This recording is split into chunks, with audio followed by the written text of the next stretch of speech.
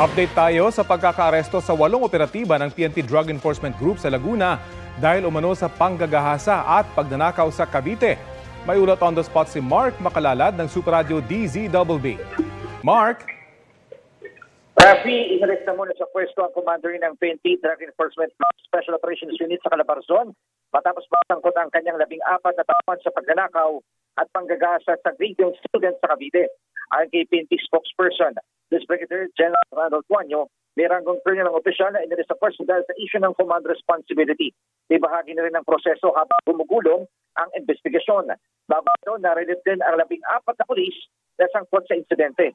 Dapat ito sa inisyal investigasyon, nasa labas ng kanyang biktima ng lapitan ng grupo ng mga armadong lalaki na nagpakilalang pulis mula sa Laguna. Nagpumilit umano pumasok ang mga sospek at hinalubhog ang kanilang bahay at inakaw ang mga singsing at cellphone ng biktima.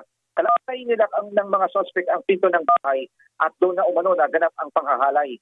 Naresto sa follow-up operation ang 8 sa mismong kampo nila sa Camp Vicente Lim sa Calamba, Laguna habang tinutugis pa ang 6. Nakuha ng mga sospek ang iba't ibang uri ng baril at bala, cellphone at motor ng biktima at ilang pakete na hinihinalang droga. Para ba mga sospek sa reklamong rape at robbery and banda. Samantala, sa isang pahayag, iginit naman ni PNP Acting Chief Police Lieutenant General Jose Melencio Nartates Jr. ang kanilang zero tolerance sa pang-aabuso. Inatasan niya rin ang mga unit commander at heads of office na maiging tutukan ang kanilang mga tauhan. Balik sa iyo, Rafi. Maraming salamat, Mark Makalalad ng Super Radio DZBB.